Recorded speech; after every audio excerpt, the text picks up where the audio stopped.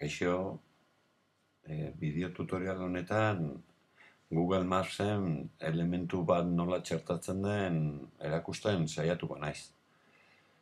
Bueno, nik aukeratu dudan gertakaria txertatzeko, izan da 2001an, hain zuzen ere zuek jaio zineten urtean, gertatutakoa. Uztailaren 29an, Lance Armstrongek turra irabazi zuen. Eta turraren amaiera Parisen izaten danez, bertaraino joan inbarko nuke. Hortarako,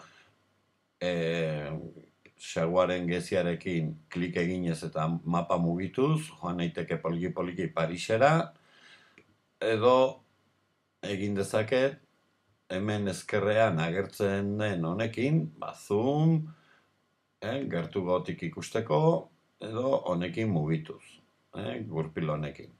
Nik uste errexena dela pixkat irten zun kanpoaldea egin eta mapa ikuspegi zabalagoa daukegunen, bilatu nahi dugun toki hortaraino jun, errexago mugituko baikara, ikuste zuen bezala oain kargatzen nahi da mapa hontan ia Frantzia osoa ikusten dut, eta hementxe dago Paris,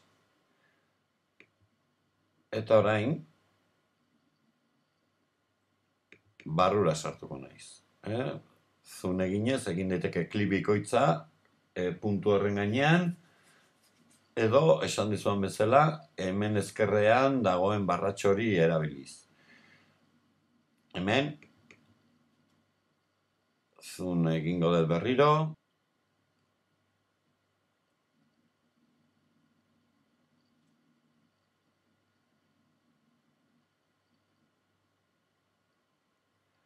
eta hementxe, ikusten duzun bezala agertzen zait, Champs-Élysées, Elixoen avenida famatu hori, hor izaten baita turraren amaiera. Orduan, nik kokatu nahi dudan puntua, bertan txertatu behar dut.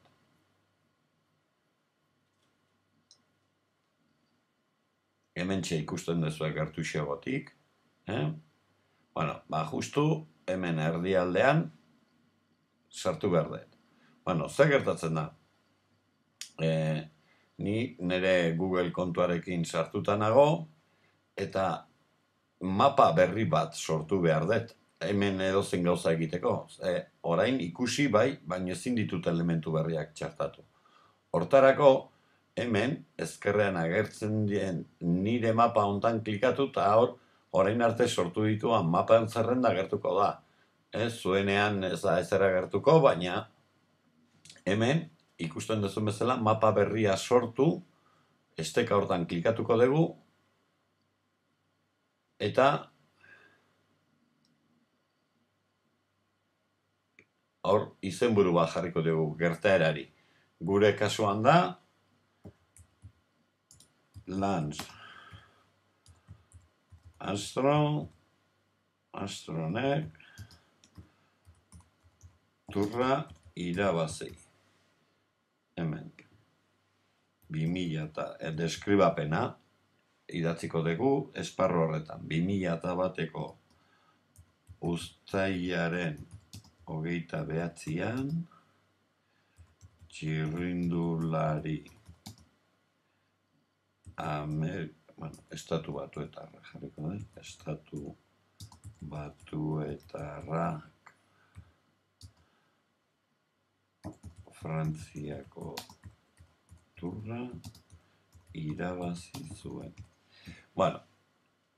Modu sinplean azalduta hori izango izateke. Hemen gure gertakariaren deskribapena.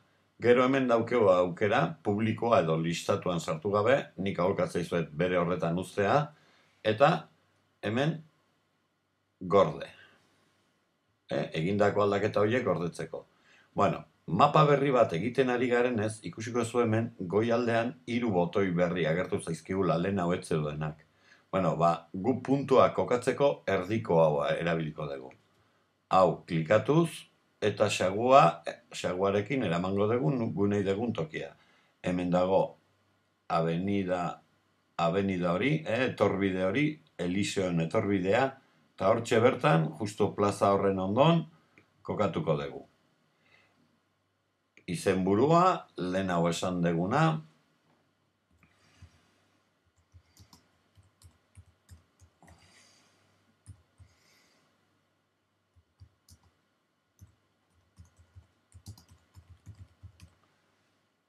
hemen, deskribapena egiteko ikustezu 3 aukera dela. Testu soila, testu aberastua, eta hemen honekin botoi hauek agertzen zaizkigu testuari itxura emateko, kolorea, lodie, azpimarratuta, baita irudiak ilotzeko aukera ere, eta 3. aukera da hau, HTML-a editatu. Hau, bukaeran erabiliko dugun aukera izango da, bideoa txertatzeko. Orduan, gu, naiz eta honekin hasi, beti bilatuko dugu hau. Testu idazteko inongo eragozpenik ez digu ematen, eta gainera aukera osagarri hauek eskintzen dizkigu.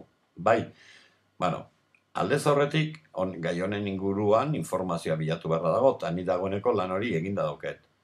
Hemen dauket, Euskal Wikipedian Lance Armstrongi buruz agertzen dena, hemen argazki batzuk, eta hemen informazioa.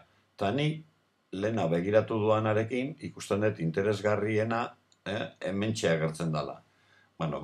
Testu hori bere hortan kopiatu ingo dut, eta hementxe bertan itxatxingo dut. Une honetan, honen inguruan, behar nuena hortxe dauket. Ez dakit zergatik. Hemen daukegu, nahi nuena. Testu hau aberaztearren, iruditxo bat ere txertatu nahi dut. Zer gertatzen da? Irudia txertatzeko eskatzen digula, irudia horrek interneten duen helbidea. Orduan, aldez aurretik aukeratu inberra dago irudia. Ni dagoeneko hau aukeratu dut. Nola egiten da aukeraketa hori? Bilaketa bat egiten dezuenen, adibidez nik Googleen behiatu dut, eta aukeratu dut, justu urte hartan podiumen ateratako argazkia. Egia esan, argazki hau izugarri handie da, eta olako mapa baten txertatzeko agian gehiagizkoa da. Baina, ikusiko dezue gero nola gelditzen den, klikatu iten dut. Kopiar dirección de imagen, gaizki kopiatu dut lehen hau. Hemen, orain bai, orain irudia txertatu, itxatxi, irudiaren helbidea, eta hemen agertuko zaigu argazkia dagoeneko txertatuta dauela. Ondo, egingo dugu, momentuz hori, sartu dugu izenburua, informazio bat eta argazki bat. Gorde iten baldin badugu, eta gero, rematado, orain mapan ikus dezakegu hain arte egindako lana. Klikatzen baldin badu puntu horretan, hemen azalduko zaigu sartu dugun testua eta argazkia. Ustezue, zein ongi ikusten den dena. Orain, berriro editatu sakatuko dugu, klikatuko dugu hemen, eta orain jungo gea 3. aukerara, hasieran esan dizuana. Orain ez da oso ondo ikusten. Orain, HTML-a editatu. Hor klikatuko dugu. Bai. Zertarako, aurretik aukeratu dugun bideo bat, bukaeran, kasu honetan ni bukaeran jarri nahi dut, txertatzeko. Hortarako, ni YouTubeen bilaketa bat egin dut eta aukitu dut bideo hau, 2001ko turrak argitaratutako bideo bada, eta hemen dauden botoi hauen artean badago bat insertar jartzen duna, edo embed, eta kode bat. Hor eskubiko botoiarekin klikatu eta kopiatzen baldin badugu, gure mapan itxatxi besterik ez dugu egin beharko, eta esan, ondo, gorde, eta rematado. Eta orain, klikatzen dugunen, hasierako testuaz gain eta irudiaz gain, hemen azpin, agertuko zaigu txertatu dugun bideoa. Eta, ikusiko zuen bezala, bideoa inongo eragozpenik gabe ikusteko aukera izango dugu gure mapan. Bueno ikusten duzuen bezala, elementu berriak txertatzea gure mapa batean ez da batere zaie.